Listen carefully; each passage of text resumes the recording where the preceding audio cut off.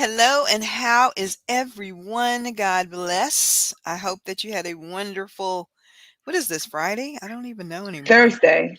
Okay, thanks.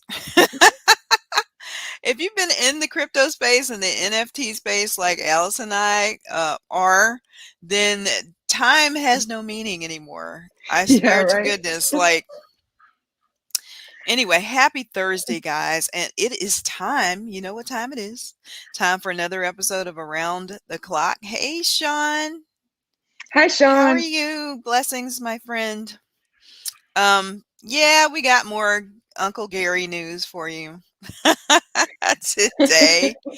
But as we always do, let's take a look at the markets and see what's happening. Things are looking up, or at least they were 5 minutes ago when I looked. I mean, we all know how quickly things can change around here, but yeah. Oh, yeah. Still got some green. Still got some green there. Our friend Bitcoin is holding steady at $46,672. Still down 4.3% for the 7-day average, but not going to complain. Still closer to 50 than it was. Ethereum is at 34,000. Sorry, 34,000. We wish. I would be $3,476. checked out a long time Oh, ago. Like, we wouldn't even be doing this stream tonight if it was 34,000. I'd be on But yeah, vacation. yeah, tell me about it. Still down 8.3% for the 7-day average, but they're doing damn good on gas fees, as we all know. Cardano holding at the number 3 spot, $2.55. Getting closer and closer to the day of the 12th when the smart contracts are supposed to launch. Solana, my friends, still sitting pretty, very pretty. Up 73.9% for the week at $192.73. So she's still doing well, holding that position and steadily rising. And we're going to take a look at Strong. For those of you who are in the Strong Block Nation who have nodes, Strong is sitting at $500.63, down 3.1% for the 7-day average, but This still is at actually the $500. second time today that Hmm. it bounced down to 500. So that's great for people that are still trying to get in. Every little bit helps. Yeah, if you're looking Um, to build a node and you need 10, better for it to be here at $500 than it was at almost, was it over $700 like I a think it week was or really so and close. some, Yeah. or very, very close to it. So yeah, if you're gonna get in, now's the time. Hey, Woody Allen. Hello, Lou. Now's the time to do so because yeah, you can get in for instead of $6,000, you can save yourself $1,000 there and get 10 strong at $500. Catch it now before the price starts rising, my friends, and it will. Not financial advice, just what we're doing. So let's get into the I don't want to say fun stuff because there's nothing funny about it. It is kind of in a strange and crazy way. But you know, what is Uncle Gary, aka Gary Gensler, up to right now? So this article's been everywhere in the crypto sphere. You may have seen this today. The SEC will stop at nothing to control the entire crypto space, says the former federal prosecutor. A former federal prosecutor says that the U.S. Securities and Exchange Commission will stop at nothing to control the crypto space. SEC is now threatened to sue the NASDAQ-listed crypto exchange Coinbase. The regulator is already in an ongoing lawsuit, as we are all aware, with Ripple Labs, aka XRP. James K., I think that's pronounced Fallon, a former federal prosecutor who served 9 years in the United States Attorney's Office for the District of Connecticut, commented on a warning issued by the U.S. Securities and Exchange Commission regarding the Coinbase Lend program, which is specifically what Gensler and his department are targeting. And he said the SEC will stop at nothing to control the entire crypto space. This isn't just about Ripple, which I'm pretty sure at this point in time we're all aware that it is not. Yeah. Coinbase accuses the SEC of using intimidation tactics behind closed doors to stop the company from launching a lending program. So these are, pretty serious accusations. I wish I could say that I did not think they were rooted in some truth, but there's a second article here because we have all heard Gensler kind of take that the new sheriff in town stance.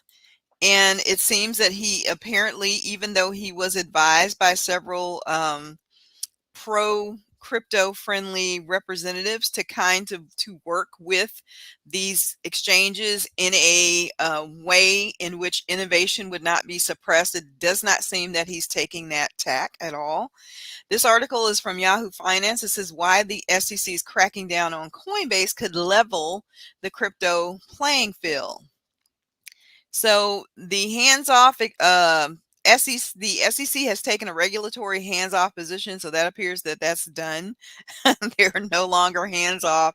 They're coming at this very hard and strong. On Tuesday, Coinbase co-founder Brian Armstrong went public with a battle that he says the SEC has now picked with his company's proposed lending product.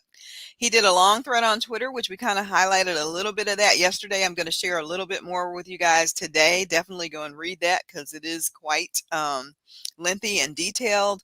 But he has chronicled in the Twitter feed his attempts to work with the SEC over a period of years, and all apparently to no avail, other than them coming at him in a negative fashion. Similarly, the same thing they did to Ripple, and the Ripple CEO Brad Garlinghouse has also taken to Twitter to, kind of draw the similarities between these two cases. Because they also tried to have conversations with SEC over a period of time to ask for clarity, to again try to get ahead of this before it snowballed into what it is now, and got nothing. So, here we are. It seems that Uncle Gary is taking this position of being the sheriff who's going to bring law and order quite seriously. And he's not doing it any way that bodes well for any of us as investors, even though the SEC claims that their goal is to protect investors. So this is not a win-win situation. It is definitely going to be one that picks winners and losers. So I'm going to share the Brian Armstrong Twitter feed with you guys.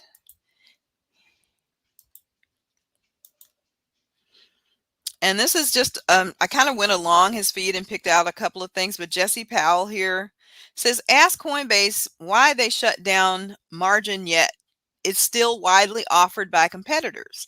U.S. regulators are beating down good actors because it's convenient. Meanwhile, actual scams run unabated for years, and we've all witnessed this. Who is behind the effort to drive domestic businesses and consumers offshore? And that, kind of really goes back to, I really encourage everyone to go and read that feed because it's quite lengthy, but it's some good stuff in there. Not only Brian sharing his thoughts and his experience with the SEC over time, but also other folks who are making observations about basically how unfair this is. And just as Allison and I were talking about last night, how this is going to drive a lot of exchanges and a lot of crypto out of the United States. And it's shameful that this is the tack that they're taking, but it most certainly is.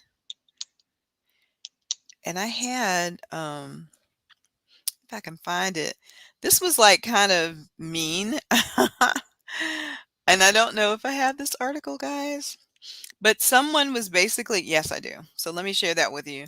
So, and when you look at who said this or this, consider the source, I will say, so of course, because, Brian Armstrong is basically, crap, I hit the money wall, lashing back. So we won't be doing that. But this came from the Business Insider, the article that I was going to share before I hit the paywall there. But they basically accused Brian Armstrong of whining. And they said that Brian Armstrong needs to stop whining. He needs to mature. He needs to basically, suck it up and take it like a man. And that in his, basically drawing these similarities, these observations, sharing his experience, which he should publicly, is whining. And this came from the Business Insider, which we know represents the archaic financial industry, who is very afraid of change and the disruption that the crypto currency industry is bringing to what has been a monopoly for hundreds of years and shaking things up. And so now they're uh, the only thing they can say is that he's whining. Just what the nonsense just goes on and on and on. So if you get a chance to make sure you join Brian Armstrong's Twitter feed, give him some encouragement. Coinbase hasn't, we know they're not perfect, but they're on our side, and we know that, and they are a pioneer here in the United States in the crypto space. So, go on Twitter and support them, and screw those people that say that he's whining. No, what it is they're afraid. They're very afraid of what is coming, and whether they may be able to postpone it or even delay it, but they're not going to be able to stop it. I don't think this regulation is, everyone was screaming, let's have regulation, it'll be great. It would have been if it had been done the way that a lot of people envisioned that it would, in the spirit of cooperation and, again, not suppression, but protection. And that just did not happen. And Uncle Gary is making sure that he keeps this atmosphere of fear and apprehension, rather than, people looking forward to something that could have been a wonderful thing for mass adoption.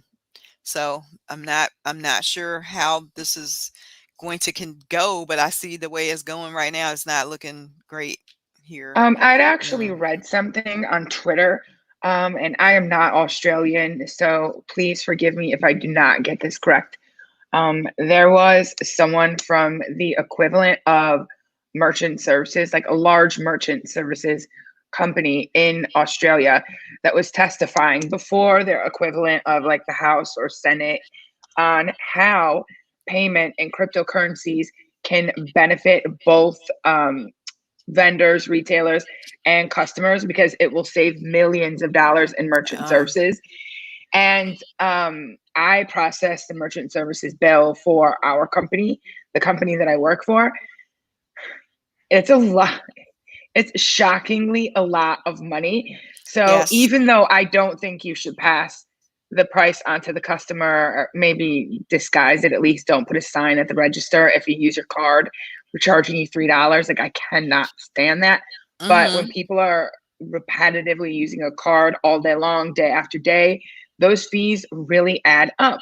And it would benefit both the consumer and the business to have payment in cryptocurrency. So here we have Australia and merchant services testifying before elected officials on, hey, like, and I'm fairly certain Australia is in a pilot program with 3 or 4 other countries for a CBDC. They're testing it out.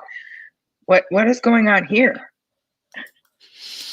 Again, it's fear. It's fear of change, of those folks who have been fattening their pockets over the years with our money. Do not want to lose that. They don't.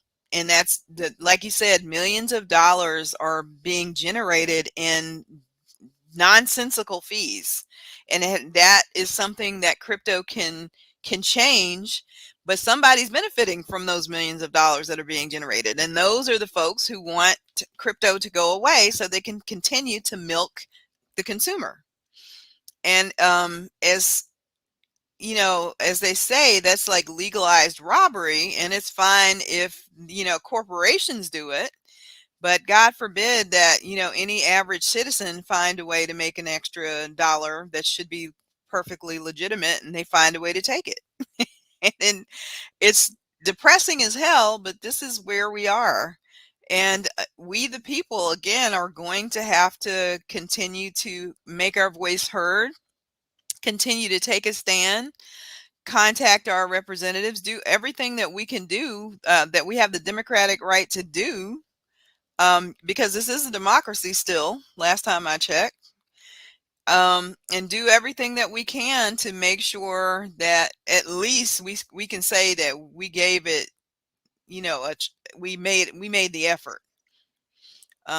Because if we sit back and do nothing, they're going to just do what they always do, which is exactly what they want, and that's going to benefit no one except the banks and the financial system as it currently stands. So yeah, you guys just take a look through that Brian's thread. Um, just one more thing I'm going to share, because this was from this. It starts at and this is probably why now they're talking about, oh, he's whining. But he started out with saying that he observed sketchy behavior with the SEC. La ha ha, haven't we all?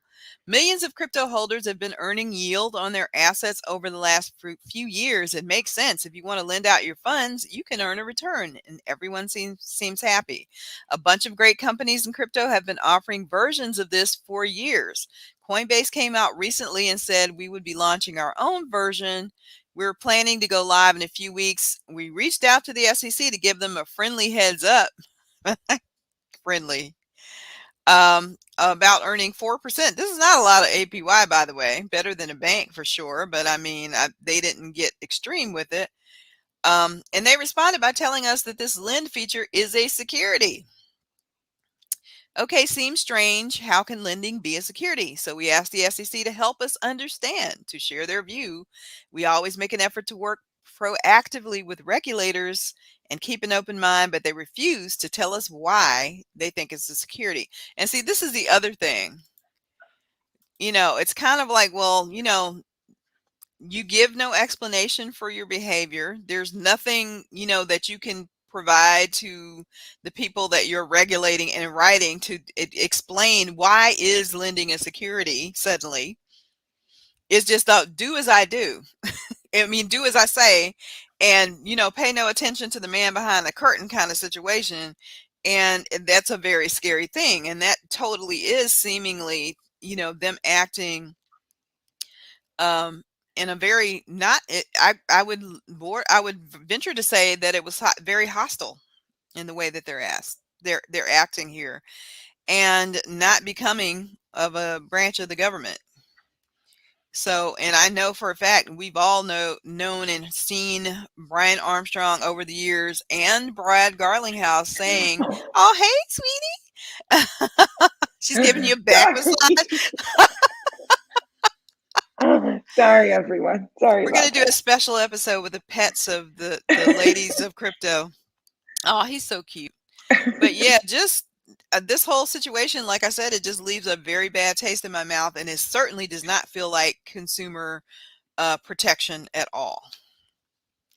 So that is the Uncle Gary news. We will continue to keep you guys posted and see where this goes. It certainly has not been going well for the SEC and their Ripple Lab lawsuit at all. So hopefully this will be the same, and we'll get something that makes sense, but not holding my breath. So in other news, MasterCard has acquired. We talked about this company here before, because I thought what they did was quite interesting. It's called a company called CipherTrace. And CipherTrace is actually a company that wants to, if you've had, money taken, or you've been scammed or rugged or whatever the case may be, CipherTrace is supposed to assist and support you in um, making, hopefully getting restitution, and then prosecuting whoever the offending party is to the fullest extent of the law. So apparently, MasterCard has now acquired this company to help them enhance their crypto capabilities. And the little tweet here on the side basically says, we help companies, whether they are banks or cryptocurrency exchanges, government regulators, or law enforcement, to keep the crypto economy safe.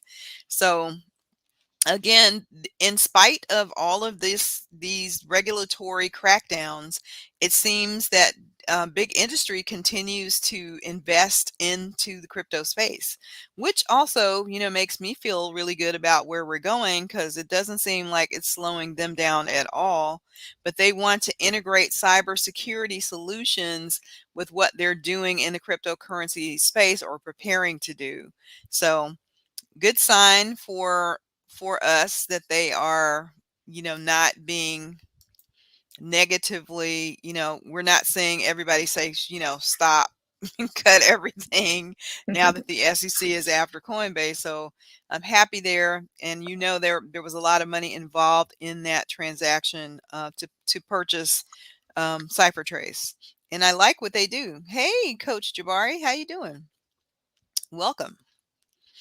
Um, And now, because this is an article that Allison wanted to share last night, but we just didn't get a chance to share, about teenagers and how much money they're making in the space of NFTs. And we've shared articles like this before, but it just is a very good measurement for exactly how lucrative the NFT space is right now. And it says teen artists are making millions on NFTs. How are they doing it? And do you know this young man that they're featuring here? The artwork is gorgeous. Um, I'm sorry. Isn't that ferocious? I'm not looking at the screen. I'm It pulling says, tabs up for my eight, I'm so sorry. Yeah, no that's worries, ferocious. That's ferocious. Yes, he's huge. eighteen-year-old He's Victor huge. Langlois, 18 years old. And what is this art going for? I'm sure it's several ETH. Um, A lot. there's a Several. 15-year-old that will be, Way more than that. I believe it, who will soon be starting his sophomore year of Yeah. high school, sold his artwork, which was a digital illustration of an astronaut cartoon figure, for 20 ETH, guys. So that converted over to 30,000 for him, and then it was traded a month later for nearly 60,000. And he's like, my dad was like, no way, this is actual money. So they're catching on, even if their parents don't know what the deal is. They're like getting into this and like paying for college, helping their parents pay off the house and car notes. It's pretty cool. So yeah, teen artists are doing it. They're recognizing the opportunity and they are seizing it. So kudos to them. The president of Time is a very big supporter of young artists, and That's he great. frequently is buying their work. He has Twitter Spaces, Clubhouse Talks, invites them on. Um, and Ferocious is very big. He was making art previous to this, but he really exploded earlier in the year. That article also mentions Nyla and a few other artists. Yeah, so I'm happy to see the president supporting these kids. And a lot of people don't know that young kids, and I think the article also mentions, excuse me, the young man that was 12 that made weird whales. Yeah. And we Yeah. featured him on another episode of one of our shows, and made millions for those as well. So I'm very happy to see this too. For certain and for sure, this beats the heck out of working at a McDonald's. Yeah. OMG. So just a little bit of metaverse news here, guys. And we mentioned this little fact also on the show before, but just again, keeping you guys with the latest and greatest stuff that we can find to share with you. And this basically says Epic Games shuts down house party app to focus on the metaverse. Who is Epic Games, you may ask? If you play Fortnite, you know because Epic Games is Fortnite. Fortnite is Epic Games. Um, Ask my grandchildren how much money they spend on V-Bucks every month. It's ludicrous. Hey, Rob, shout out. So they have actually, this was an app that was offered. I don't know if it was offered on Apple. No, no, I'm not making fun of Apple phones, Allie. Or if it was Android, or they were doing both, whatever. But they literally, I think after October, you will not be able to get this house party app because they shut that department down and they put all those folks to work on getting the metaverse options up and running, which is super cool. I think I shared with you that I think one of the founders of Epic Games also put money into the metaverse to make sure that no monopolies could happen, since everybody seemed to be quite concerned with that. Mark Zuckerberg, with that happening. So I really like what they're doing in the space in terms of keeping things fair, diverse, and hopefully somewhat, equal. But the House Party social video app that launched in 2016 will be shutting down in October. The company announced Thursday, and they will be absorbed into Epic Games and work on creating new ways to have a meaningful and authentic social interaction at the metaverse scale across Epic Games. So this is really big news for them. Again, I don't know if they're selling stock, but you can trust this probably is going to go up as we get closer to this actually becoming a real thing. And they want to, just like Mark Zuckerberg did with Facebook, they want to make sure that they are, you know um, making, what is the word I'm looking for? I'm drawing a blank here, but they want to make sure they're putting the right resources in and the amount of resources into developing their vision of building the metaverse. So this is real. It is coming, and it's probably going to happen, like I said, a lot faster than most people would like to think. So they are making sure that they have sourced everything they need to help this move along and move forward. So good news for them. Be on the lookout, and we will definitely continue to keep you guys informed of what they are doing in the space. But that is very cool.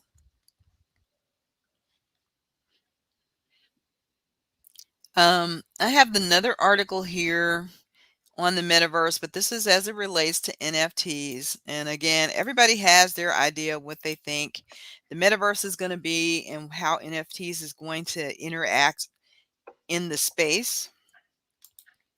Let's see if this one is going to show for us. But this one is from Financial Times, and it says NFT mania is a sign of a land grab for the online metaverse. Supporters hope tokens will be a crossover product which will attract ordinary people into the crypto world. And there's a picture of, I think this is the crypto punk that Visa bought. There is in the headlines, but it says it's been another big week for NFTs, and the digital collectibles have captured the imagination of crypto enthusiasts and are now rapidly going mainstream. Dolce & Gabbana has unveiled a collection of dresses, suits, jackets, crowns that can be worn by digital avatars. It said it would sell them as NFTs later on this month, so be on the lookout for that, guys. Everybody knows about CryptoPunks, which is all along the same lines as the Bored Ape Yacht Club. They have passed 1 billion in sales. And then they had a sale last Saturday that drew the attention of someone and made a $1.23 million profit by flipping a CryptoPunk within a few hours. So the NFT marketplace is just popping up all over, and they're just naming countries like Russia, um, Alibaba, which we had mentioned was getting into the space maybe a couple of weeks ago on the show. We mentioned Yeah. Alibaba was making a big move into the NFT space. So they're basically saying, that the metaverse is this the NFT is going to be sort of a pass into the metaverse. And basically you got to have one. If you plan on, interacting or being in the metaverse, NFTs is definitely part of this. And so money and property are big business.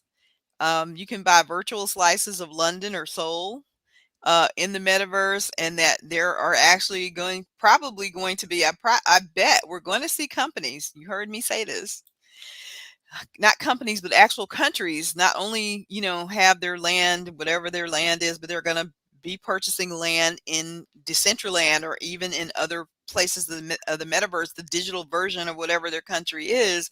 They're going to want ownership for that. So if there's a chance for you to grab, I think Decentraland land is not that easy to get. Is very, very expensive, and I don't know what's left, if any good stuff is left, but there are other places that are selling um, the equivalent of whatever the geography is, like Upland, for example. I know they still have, and that's actually going fast. A lot of the good stuff is gone, but I'm sure there'll be others. So look out for these kinds of opportunities, because there might be countries that eventually will want to, control their metaverse equivalent. So that should be interesting moving forward. And we again are just like you, can't wait to see what's going to happen. There have been a number of scandalous drops in the NFT space. And I will let Allison, I will pull up the chibi apes, which we mentioned here last night. Yesterday. Yeah. So I'll pull up the Twitter while Allison just kind of tells us about her own personal experience and what the heck is happening with this chibi ape drop. Okay, so Chibi Apes was supposed to drop on today at 6 p.m. Eastern. I was listening to a Twitter Spaces, like on my way home from work, getting all excited about it. I mentioned yesterday that I was really going to try to get one of these. So I got home from work, and then I saw an announcement in the Discord. Stop! There's a problem with MetaMask, and please don't try to mint right now. You're going to lose gas. We're postponing the launch for an hour. At that point, I had to start getting ready for the stream. So I was like, great, like I'm never going to make it now. And that is exactly what happened. By the time I had all of my things ready, it was past 7 o'clock and it sold out, according to Corey, in seconds. Mm-hmm. But Corey. Yeah, so apparently the contract was supposed to prevent this from happening, because we mentioned that Sevens, a another very, very hyped and popular NFT drop. There's supposed to be a limit on how many of these NFTs you can mint. So Yeah. that the whole goal is to make sure that there's a diverse cross section of people that get them, and that not only whales are, buying up the floor and everything. So apparently there was a hacker or some kind of technical, genius that figured out a way to beat that limit that they put on the NFTs, and he was able to actually purchase 8,000 of these 7 NFTs, and there weren't that many to begin with.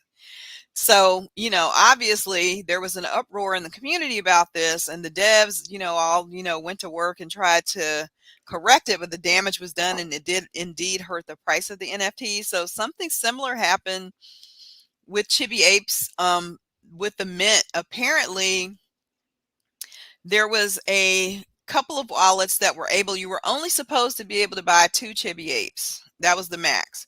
So there were 2 wallets that ended up with over 100 apes, Chibi Apes in them. And so the community is in an uproar about what happened. There were people saying they were able to get more than 2, even if it wasn't 100. And here is Crypto Glenn has, if you go on the Chibi Apes Twitter, it says the folks over at Chibi Lab said there were a max of 2 per transaction. How would you explain this? And the wallet address in the upper right corner matches the wallet of the Chibi Ape smart contract. And there's 100, maybe like 106 of the apes there. So yeah, and so there's people saying it was some kind of a rug pull, and very upset with, it says, you said max 2 per transaction, sold out way too quickly for that to be the case. Reports of many being able to buy more in one transaction. I kept getting this notification when trying to mint, and that's what Allison was talking about something about the parameters of VIP 1559. So people saying the drop was so sketchy, the safeguards you put in place for 2 per transaction failed. A lot of people lost their money, and it just goes on and on and on like that. So Yeah, we but what have was the team saying on the spaces? um the team actually kind of had a smart comment. They It's posted a probably H picture. Fizzle. Yeah, they posted a picture and said like this is our new I wish I could find that. There's so much has happened since I first pulled this up, but it basically was a picture of an ape that looked like really upset and bored, and so that was his message. I'm Um, sure that was H Fizzle. yeah. I do know that they were holding back. I think it may have been up to 300, and that was for the team, for all the mods and Mhm. everyone that was helping out with social media. Those positions were unpaid, and so they were rewarding them with a chibi. I don't know how Mhm. many, like one or two. They didn't reveal that information, but I did hear on multiple interviews with the team that they were going to be holding some to, for the people that have been working on the project. So, Mhm. I mean, maybe that's what it is. I don't know. It probably is, but the thing is that when you're dealing with a lot, and we all know people can be stupid, especially when it comes to a lot of money and opportunities to make a lot of money, is that you say that over and over again, so there is no, you know, lack of clarity. Like this is what we're doing. So no one is unclear that that is what is happening because quite a few people mentioned. Apparently, these are people that just got out on Mint, may not have been following the Discord or whatever the case may be. Uh, but yeah, let me show a picture because I found the picture of the ape. Um, you got to be very transparent in everything you do, and I'm sure that they did their best. Um, Let me make sure I'm sharing the right screen. I do. It was There it is. stated Yeah, multiple there. This is the times. one that they put up, and yeah, there's H Bizzle. So they put No, the that's the unrevealed apes. yeah. So he said that so now they're doing a bunch of giveaways and whatnot, but it's we've got to find a way as a community. The NFT communities have these devs. We've got to do better because the way that these things go down when a lot of people who are following them and trusting them. And here's a comment by Mark Kelly. He said, "You're not wrong about the exploits of bots. I just saw most of the people who built a community and waited patiently for Chibi Apes to launch get frozen out by techies, and this is a problem, who managed to snatch 50 items in seconds." So, there's got to be a way to make it more fair so that these people who are, developers and technologically astute and know how to manipulate and get around these systems can't do it. Um, I don't know what they can do about that, but that is like you said, it's either whales. If it isn't whales, then it's people that are hacking and basically stealing opportunities from just regular people who just it may be their first mint whatever who can't do what they can do, with the tech. it's And that's very unfair. bad it's very bad for the industry, and I know people are stressed out about that. How can they fix it? There's multiple ways to fix it. Um, uh, you just have to change the way you're doing the drop. It's that Right. simple. Like public mint is going to be a thing of the past because you're going to continue to have people that are going to write contracts to interact with the mint contract and whatever else they can come up with. Um, to reservation system like parallel or a raffle system. And so that's like a slow, like the raffle system is a slow mint over time. So I Right. think there's a big project. They look like comic book people. It's a video game type thing. I'm not, I was just watching Crypto Stash, if anyone watches him or is familiar with him. He actually just did a video on them earlier today, and I wasn't going to talk about it at all because I hadn't looked into it yet. I was just listening to his video. The art looks cool. It's something a little different. Um, but I will say that they are using a slow mint raffle system in that Discord. So the only way that you can mint is you have to be active in the server or whatever, and then you get Yeah, like a raffle slot, and then you can go and mint your however many they're allowing you to in the yeah. project. And so like I think they have over 1,000 that are on OpenSea now that people have already minted, but there's still thousands more to go. And until a more permanent code type solution, contract type solution is created, they're going to have to move to these systems: raffle, um, slow mints, reservations. I, And I that's the personally thing. like reservations. There's no Yeah, gas for it. I Well, agree with you there. But the thing is, aren't smart contracts supposed to be immutable? I mean, you're not supposed to be able to change the contracts, but apparently people have found a way to do it because this is happening more often than they're not. not changing the actual contract. What they're doing is writing their own contract to interact with that contract. Mm, So then you can tell your contract to do whatever you want. If you're smart mm, enough, like on the sevens, that person had some sort of mechanism in the contract he wrote to mhm. override the seven uh, transaction limit in the sevens. So that person is very smart. And I just think like if Mhm. you're creating this kind of smart contract, Sherry, you're making a lot of money. And I guess he claims to be an NFT wholesaler or something.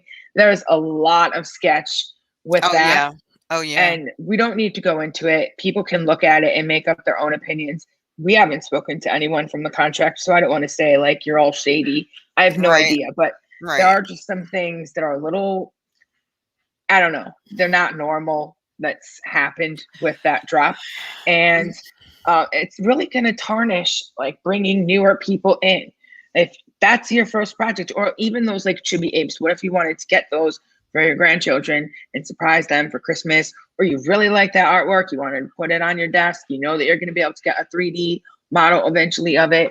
You know it's your ticket to more Right. um, drops from Chibi Labs, but it's the first time you're minting, so you don't know to expect any of this. You have no idea this sort of thing happens. Right. Then you go to do it and you're like, oh, I'm not And the doing thing this. is, and now I've been, because you guys know I've been doing my own personal social Yeah. NFT experiment. Um, when you go in these discords, and I'm in the Moon Boys Discord, I'm in the Chibi Apes Discord, I'm in at the Frogs in Disguise one, the one that I've basically been spending 20 hours out of 24 hours in a day just to try to get into the pre-sale. The level that I see in these discords of desperation from people who are so anxious to either get these NFTs during the public mint or to get in on the pre-sale is really, really sad and sort of frightening. I've seen people, almost willing to sell like their firstborn child if they could just get, and then even with the developers, like, and this is the shady side of NFTs, so you're getting a little extra in tonight's show. But even the developers and the people who are over this, the amount of shilling that they do and the deals that they make with people who have not been part of the community. I've seen this happen. They have either a big, YouTube following, they're a big influencer of some type, they have a big Twitter following, and they give them access to pre-sales in exchange for obviously getting them more eyes on the project. I get that, but it's just it's so unfair. Like I said, to folks who have been, with the community from the beginning, who've been, promoting in their own way. Maybe they don't have a million followers, but they've been staunch supporters of the project, Hmm. but it doesn't matter. It's all about the money, and that's the kind of shady, seedy part of this. There, and because so much money is, exchanging hands, and people know, shit, if you got a TBA or whatever it may be, and you can get 3 ETH from that, that's 10 grand. So yeah, you got people doing some crazy underhanded things to try to get in on these drops, and your average person, like me or you, that's just, let's try to go and get one. It's it's really knocking us out of the water, and it's kind of discouraging. It really, really is. Yeah, I mean, influencer marketing, celebrity marketing, this is a huge industry and it's been this way for decades. It's not something Yeah, it's new. not going to change. Um, when we're a bit older, I would call us crypto boomers. But when we were younger, you'd flip through magazines. Even now, you flip through Vogue or whatever, um, and you see celebrities wearing clothing, or they've been pictures snapped by paparazzi. Oftentimes, paparazzi photos are arranged Right. and they are compensated for whatever brands they're wearing. Products instantly sell out if a celebrity is wearing it. Mhm. This isn't new. So I'm not, and people actually work really hard. If you have a million followers, you pretty much have no life. You're sharing your Mhm. entire life with them. So if Right, they're going to right. get an NFT or some whatever, I don't care about that so much. It's the coding that really concerns me. And I do know, like I see chatter. I finally got into that. Finally, I only had to wait a day, but I did get into that Twitter community, the NFT community. There's only like 900 people in there so far, but I don't. My invites aren't ready yet. Maybe you have to be on or active for like a set amount of time. But I just got in there Yeah, today. only 24 hours and then you'll get them. Yeah, so I will share one with you when I'm in there. But like that's a great place to talk about these things. And in Yeah, other I servers, saw you can because I ask. was in the Moon Boys, where they have the early access or the pre-sale, and they give you things to do, like you gotta go retweet this tweet and tag 5 people or whatever. They literally put in a, assignment in there to get a pre-sale slot. For you to make a video, you had to go out, yell this expletive that starts with a D, and something very embarrassing, and then videotape the reaction of people. So I mean, you're literally like prostrating yourself. Oh no, Like, I would totally do that just because I'm I'm that not kind of gonna do person. that. I Like can't. I do silly stuff all the time because just to amuse myself. So Right. I would do that. Yeah, I have to draw a line, just like how far are people going to go? And it's like I said, it's funny in a way, but in a way it's kind of it's frightening to see the power that they're wielding over people who want to get into these drops because of the money that's involved. So it's crazy. Yeah. Well, we do have a few whole bunch of other things to talk about. Uh, and I'm gonna have to fly through it now. But yesterday I forgot to mention that Steve Harvey has changed his profile picture to a Solana monkey business. Those are little pixelated monkeys. They're very cute. The floor on those is currently 63 Sol. Then, shortly thereafter, KSI Crypto has also changed his to a Solana monkey business. I don't know if everyone is familiar with who that is, but it's just another like crypto Twitter person. Um, so Solana NFTs they're making some moves. And now we had Solana Art. I've mentioned it before. It's a Solana marketplace. It was very slow and very clunky. They have had a refresh. I guess they're saying like this. It's still in testing, that user testing, live user testing beta. They want to make sure that people are happy with it. 100% improvement. So go and check that out. And then yesterday, I did talk about how you can find future drops. Oh yeah, there's the Solana monkey business. Like some of them are really cute. Um, and member, I don't want to say members, collectors of Solana Monkey Business have banded together and they have created their own DAO called Monkey DAO. Um, Probably going to be seeing more of that uh, as projects get bigger and more people get involved in the space. Um, so yesterday we talked about how rare, and that's a place you can go to find new drops on Solana, and you can also check rarity, just like rarity tools. But there's another one that I wanted to mention that does something similar, and that one, okay, of course I don't. It's called Soul Analysis. You can look for, if you want to pull that up, Corey, you can. Is that a If website not, I could or just talk about. Yeah, it's a website. Yep. Um, soulanalysis.com? yeah, .com. Okay. So here you can actually see a bunch of stats on all the collections. So it's not just you can see floor price, average price, what type of following they have on social media, and then they do have like an upcoming section.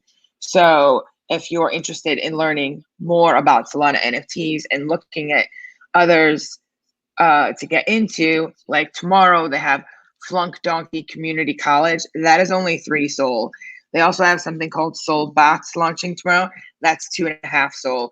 And I think that on Solana, I've seen drops that will be minting for as low as half a Solana. And it's a great place. If you haven't gotten into NFTs on Ethereum yet, it's a great place to dip your toes in the water to see how you like it. The transaction fees are basically nothing, like 0.0001. Very cheap. And as we know, Solana is very fast. So those are some perks to checking them out. And then the 2 wallets that you can use for this, Phantom and then Soleil. Let's see. I wanted to mention a few other things about Solana. On my way home from work, I happened to be scrolling Twitter, and I saw there's a project there now called Fract. It's a generational project. Like, it reminds me of something you'd see in art blocks. They're pretty cool. They're very expensive now. They didn't start that way. But the reason that I'm mentioning it is because they have a launch pad now called Fract Launchpad. Excuse me. And they promoted today that there's going to be a new, the first project that is launching on their Fract Launchpad.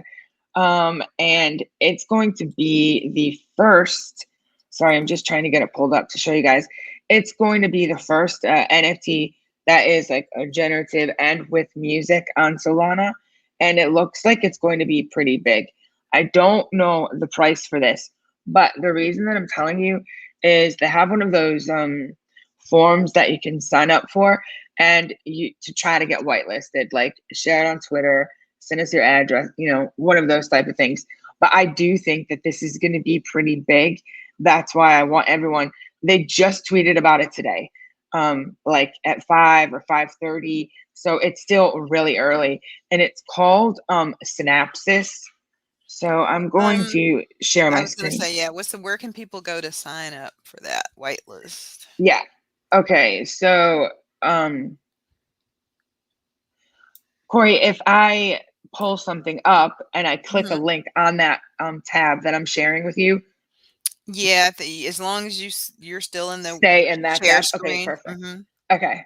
All right. So to get this information, you can go to, I will show you now, but you can go to FRAKT art. And that's on Twitter. That's their Twitter account. And I will pull it up now. This is also like a collab between this project and a musician DJ, I think like EDM type guy called Please and Thank You. He's got 34,000 followers. I am not familiar with him, but I think that there are a lot of people that are. So I'm gonna play for you the little video that shows. Sorry, I have to make sure I click share audio.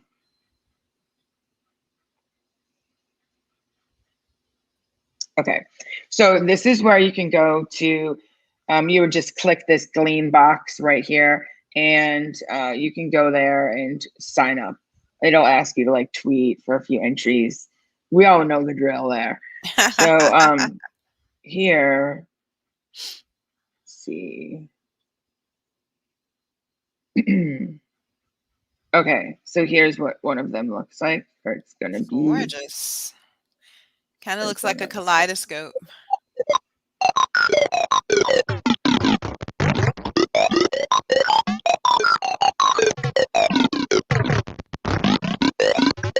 it is the first generative audio-visual collection on Solana, and it drops on September 16th.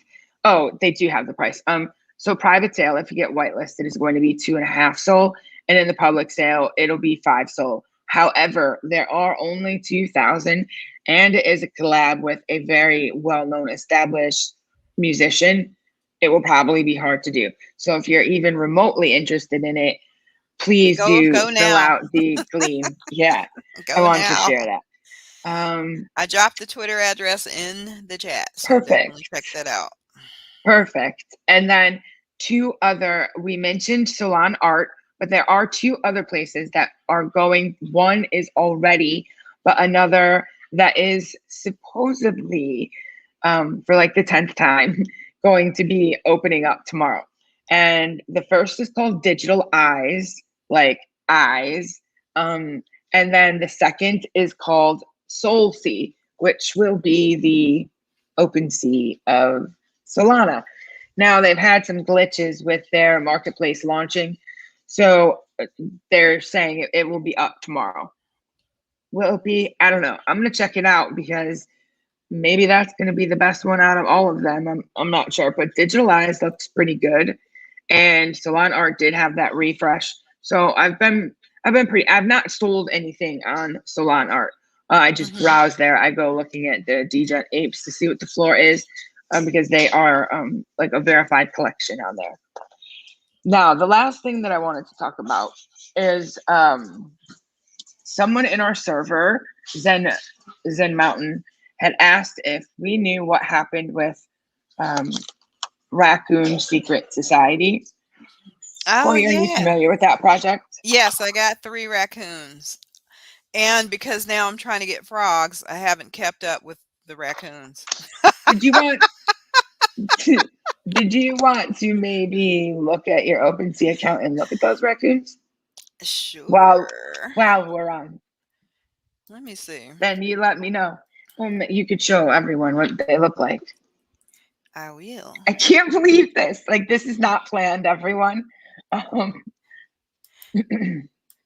But hey, we roll with the punches here, right? Let me see. Hold on, I'm trying to pull it up. My oh, I computer have to wants to stop act slow sharing my because I have screen. so many tabs open, guys.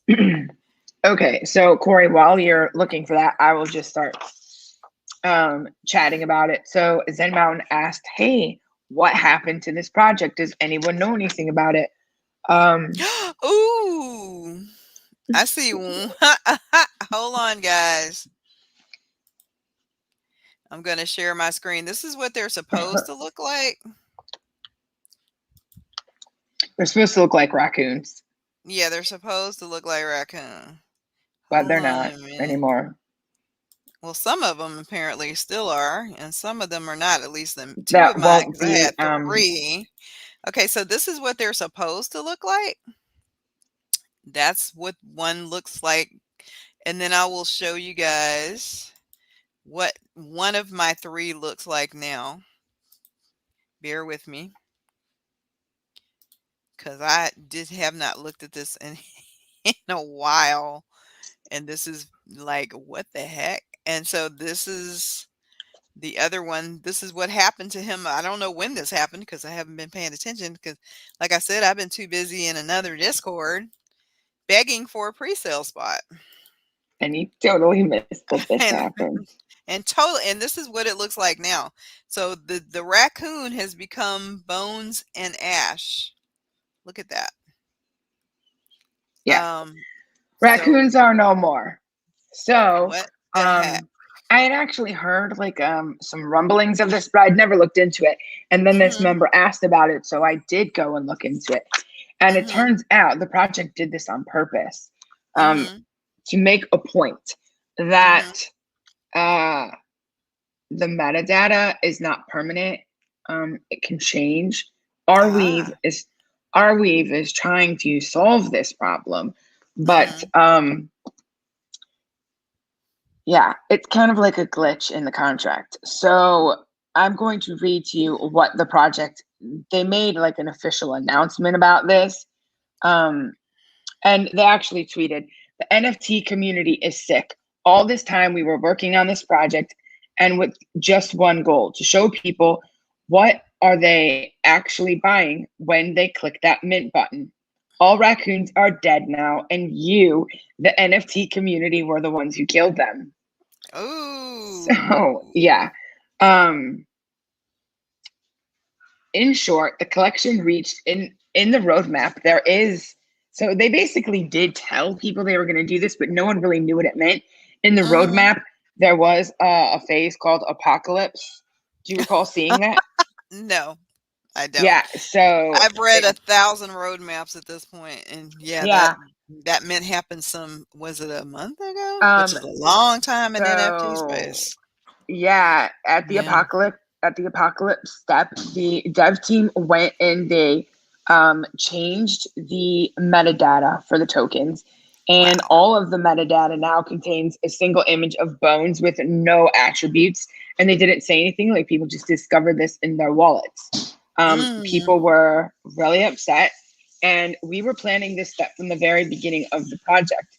It was an interesting NFT experience for both the team and the members of the project. One of the reasons was to just see what will happen, considering the unstable area of crypto projects that may result in many different scenarios. The second reason was to bring awareness about NFT tech and NFT projects to the community. We recommend that you read the metadata in NFTs to know the details. The main point is Mm. please only invest money when you know what you are doing. The smart contracts are intended to be a trustless system and are not regulated by any third parties, which is Hmm. achieved by the openness of any contract code. Always read what you are buying. And the third reason was we just felt like doing it. It goes naturally with our project. So, yeah, now they're actually going to be reviving these bones. If you go on their Twitter, they Mhm. had like a bone hunt, and they're going to be, you can trade in your bones and like bone dust for Mhm. angel upgrades. Oh, Um, well, only one of mine went to bone, so that's interesting. yeah, But that's just yeah. because the metadata hasn't fully updated yet, and it can take like Mhm. up to 2 to 3 days. But I would expect Ah. those also to turn into dust. Mhm. So this brings up a really good point. Um, Initially, when I found out this happened, I thought, okay, this is either like a genius marketing or it's a rug. It's clearly genius marketing, and um, they were trying to make a point. What I think, and I get, like they're trying to educate people. Unfortunately, not everyone lives in the same place. Not everyone has the same amount of money. So maybe when teams and projects are like spitballing ideas of how they can experiment and push the boundaries of smart contracts, maybe remember that there may be some people that are living in developing nations. I'm not saying that happened with this project. Right. I wasn't invested in it. I don't know who was, but Yeah. and the cost of that NFT maybe like a month or 2 months salary for them Right. is really unfortunate. So I think it's a good thing to bring up this point. So I was digging deeper into it. I went into another Discord that I have access to where people talk about contracts. People had similar feelings as me. Like, how do we fix this? Is you Right. have to go and look at what you're buying. And there's actually a website, and I found this myself, that it will help you look up. Okay, on Mint, it's not really going to be easy to do. It's after you mint. If you're looking at something on secondary, you can go to this website. Checkmynft.com. I'm going to share my screen for you. What's it called? Checkmynft.com. I'll put it in the Yeah. Twitter in the chat, you guys. Okay. So this is the site, checkmynft.com, and this was created for this exact reason. Do you know how your NFT assets are stored? Don't let your NFT become a placeholder. Enter your contract address and token ID to see the strength of your NFT's assets. Unfortunately, it doesn't. It's only doing ERC 721 compatible tokens right now. So maybe that will expand to, I think there is 1150. Mm-hmm. I'm not sure, but for some reason, I think in those contracts, they're all the same, just multiple of the same. That's how the metadata reads on the Mm-hmm. 1150s. Um, so, and there's great information like what, here we go, why you should care about how it's stored.